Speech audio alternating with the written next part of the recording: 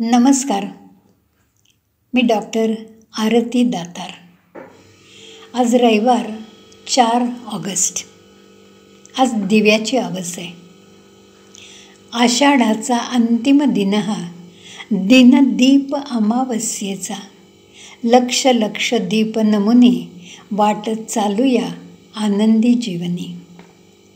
आषाढ महिन्यात आकाश काळ्या ढगांनी झाकोळलेलं होतं. आज दिव्याची आवस म्हणजे आषाढ महिन्याचा अखेरचा दिवस. दिवा हे तेजाचं प्रगतीचं प्रतीक आहे.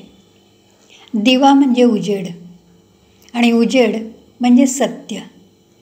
दिव्याच्या प्रकाशात मनाने वाटचाल करणं, आपणच आपल्या मनाभोवती आनंदाचं आवार घालणं म्हणजे आपण आपलं जीवन प्रकाशमान करणं. मनरूपी मोगरा भगवंताला अर्पण करणं म्हणजे दिवा लावणं. आज दिव्याच्या आवसेला अज्ञानाचं राज्य संपलं आहे. आता ज्ञानाचा अंतरंगीचा दिवा लावायचा आहे. ज्ञान म्हणजे आत्मज्ञान. अंतरंगी दिवा लावला की त्या आत्मज्योतीचं दर्शन होतं. समर्थ रामदास स्वामी असं म्हणतात, ऐक ज्ञानाचे लक्षण, ज्ञान म्हणजे आत्मज्ञान. पहावे आपणासे आपण, त्या नाव ज्ञान. आज आषाढी अमावस्या म्हणजे अज्ञान संपून ज्ञानाचं तेज प्रकाशित करण्याचा मंगल दिन. दिव्यांच्या प्रकाशात आपलं घर म्हणजे आपला अंतरंग उजळून निघणार. आनंद साजरा करण्याचा हा पवित्र दिवस. आपली सगळी नाती लखलखीत करण्याचा हा दिवस. मनातला वैरभाव, अबोला, समज, गैरसमज, आकस, द्वेष, मत्सर, शत्रुत्व, निंदा, दुष्टपणा नष्ट करण्याचा हा दिवस. हे सगळे शत्रू मनातून हद्दपार झाले की आपलं मन शुद्ध होतं. असं शुद्ध पवित्र निरागस मन देवाला अर्पण करणं म्हणजे दिवा लावणं. हा दिवा लावताना प्रार्थना म्हणावी. शुभं करोति कल्याणं आरोग्यं धनसंपदा शत्रुबुद्धिविनाशाय दीपज्योती नमस्तुते. आत्मतेज म्हणजे ईश्वरी तेज. त्या तेजाचा एक कण आपल्यात आहे. हे तेज म्हणजे आपला आत्मा. या आत्म्याची, अंतरात्म्याची, आत्मारामाची पूजा करण्याचा हा मंगल दिवस म्हणजे दिव्याची आवस.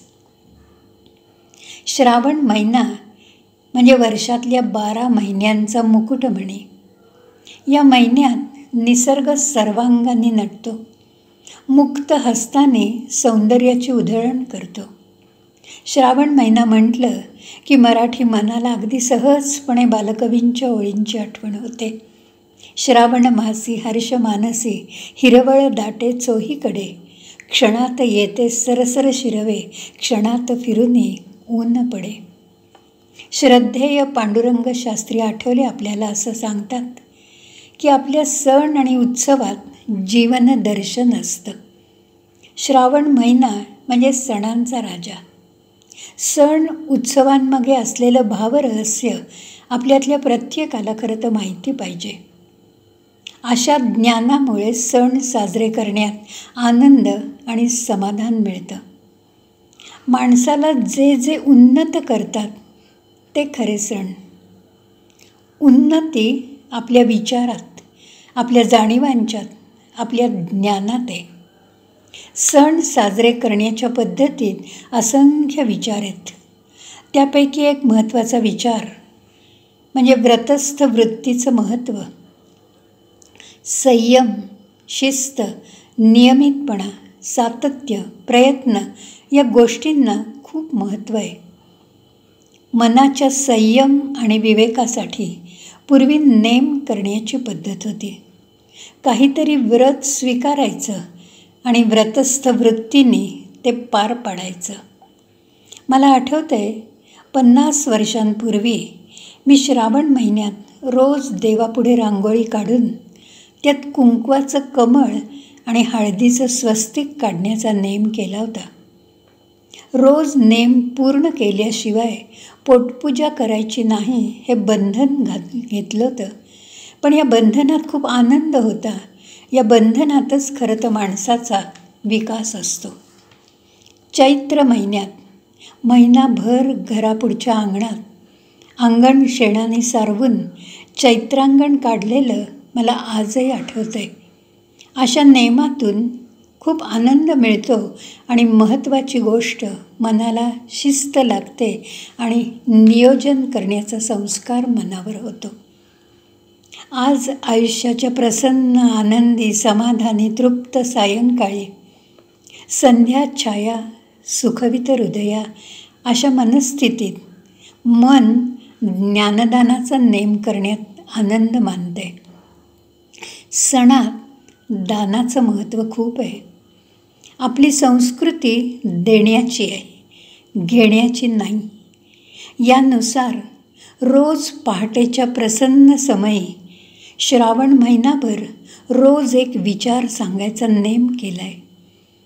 तो विचार मला खात्री आहे आपल्याला आनंद देईल, आपल्या ज्ञानात भर घालेल. अशी एक विचार शृंखला आपण सोमवार दिनांक 5 ऑगस्टपासून श्रावणाच्या शुभमुहूर्तावर सुरू करतो आहे.